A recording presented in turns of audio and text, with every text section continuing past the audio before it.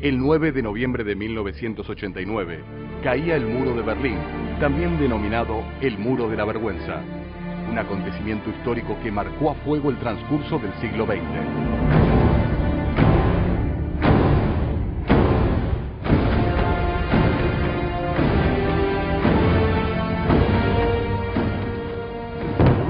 Tras el final de la Segunda Guerra Mundial, en el año 1945, Alemania fue dividida en 4 zonas de ocupación bajo control de las 4 potencias aliadas: Estados Unidos, la Unión Soviética, el Reino Unido y Francia.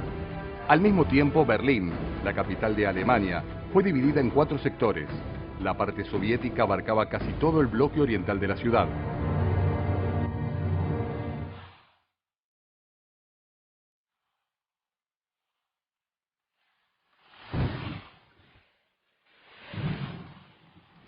Cuando en 1949 las 3 zonas occidentales se convirtieron en la República Federal Alemana, empezaron en ambos lados los trabajos de reconstrucción y protección de las fronteras. Mediante la formación de los 2 estados, se llevó a cabo la separación política entre la República Democrática Alemana, de ideología comunista, y la República Federal Alemana, de ideas capitalistas. Se desplegaron por primera vez policías y soldados. Las fronteras pasarían con el tiempo de ser una separación entre las 2 partes alemanas a ser un símbolo de la disputa ideológica de la época.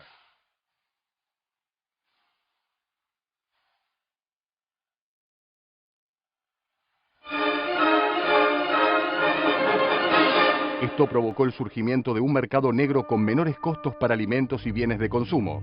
La economía planificada del sistema del lado oriental fue en consecuencia debilitada de esta forma.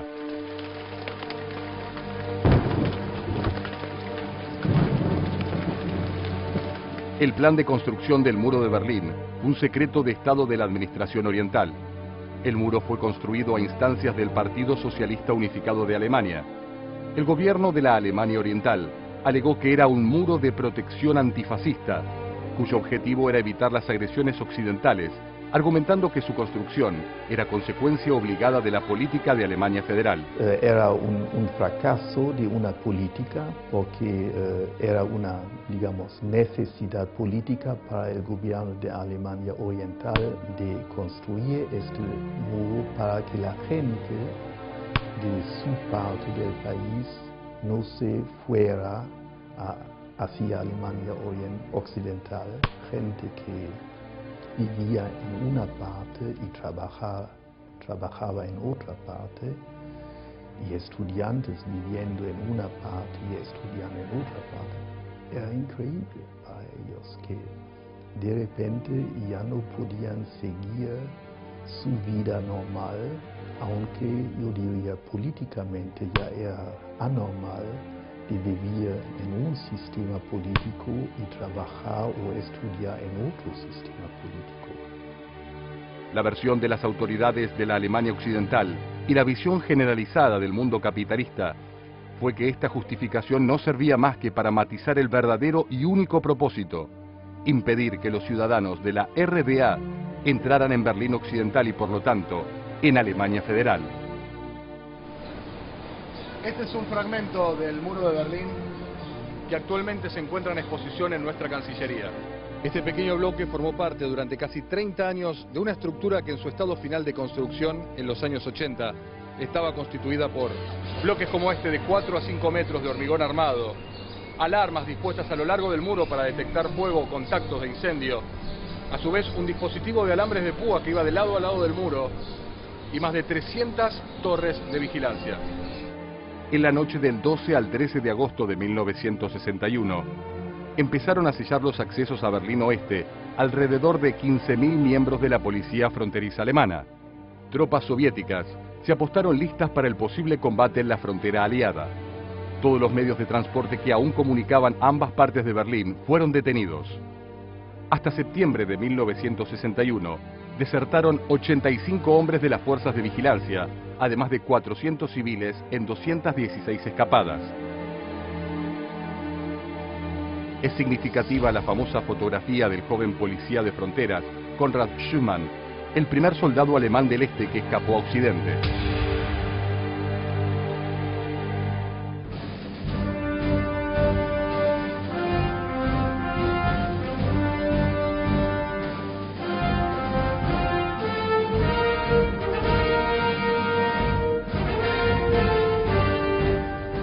Konrad Adenauer fue el primero y más importante canciller de la historia alemana. Aquí en Buenos Aires una fundación lleva su nombre y su representante, Christoph Cornili, nos cuenta de aquellos años en los que el muro dividió su vida. Era una mayoría también que nunca aceptó esta forma de vida, esta forma de la dictadura, esta forma de indoctrinación, esta forma de disciplina, esta forma de militarización, esta forma de desconfianza, esta forma de violencia también. Para controlar las posibles huidas desde el este hacia el oeste, se tomaron medidas extremas. Pistolas automáticas montadas en el muro eran disparadas al intentar escalarlo desde el interior. Durante la existencia del muro se contabilizaron unas 5.000 fugas a Berlín Occidental. 192 personas murieron por disparos al intentar cruzarlo y otras 200 resultaron gravemente heridas.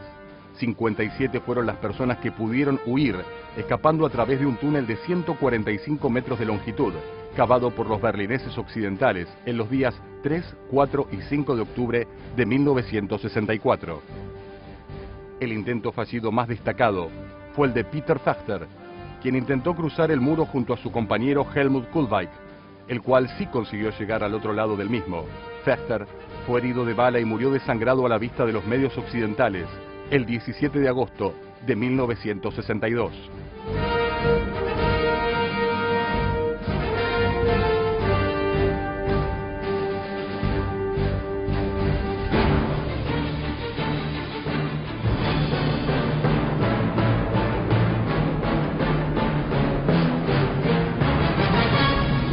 El muro de Berlín cayó en la noche del jueves 9 de noviembre al viernes 10 de 1989, 28 años más tarde de su construcción.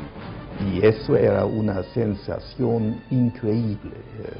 Dije que eso es otra mentira como ya las escuché del gobierno de Alemania Oriental muchas veces. Y ni yo ni los otros integrantes de mi familia lo creían. Entonces me dije, no voy a esperar 2 o 3 horas para luego ver que es otra mentira. No hace falta de esperar, me voy a la cama y me fui a la cama. Y el próximo día vi en los diarios y en la televisión que el mundo había cambiado.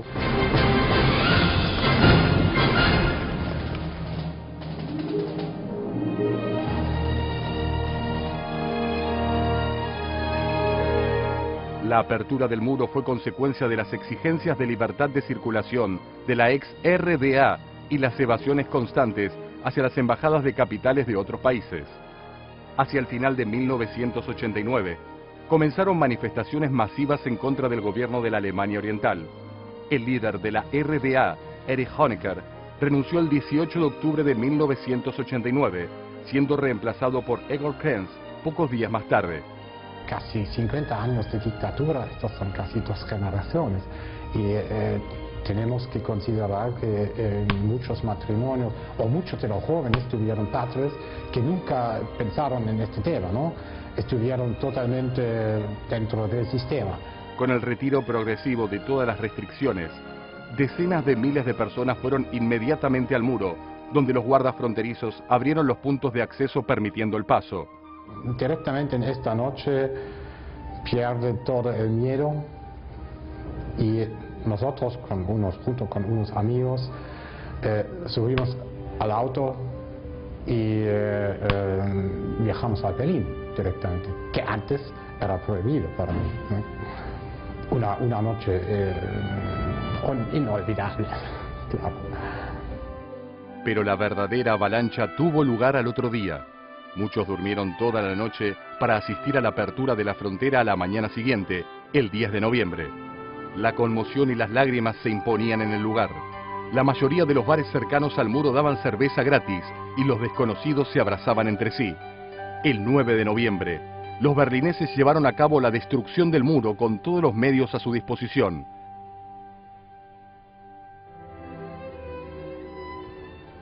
Hoy la Embajada de Alemania en Buenos Aires muestra una sola bandera. Y es quizás el mejor ejemplo de la unificación que disfruta la inmensa mayoría del pueblo alemán desde hace 18 años. cuando el intento de dividir y enfrentar a una nación se derrumbó para siempre.